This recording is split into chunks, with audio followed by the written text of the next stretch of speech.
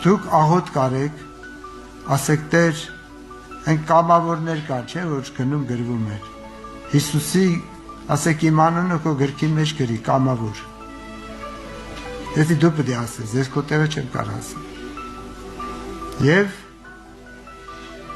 Մովսեսի ժամանակ Մովսես մարգարեն երբ որ աղոտ կարեց, ասեց Տեր, ես մենակ եմ մնացել։ Իմ ուժը չի պատի այսքան ժողովրդին ես ծառայեմ։ Եվ Տերը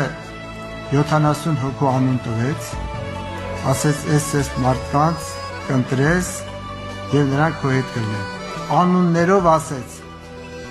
Եվ ասեց ինչի եմ դրանց ասում, որտեղ այդ հոգիները, այդ անձիկ իրանց սրտում ուզում են ինձ ծառայել։ Այսինքն օդի մեջ չլինի մեր աղոթները, քո սրտում դու կամավոր ես թե՞ չէ։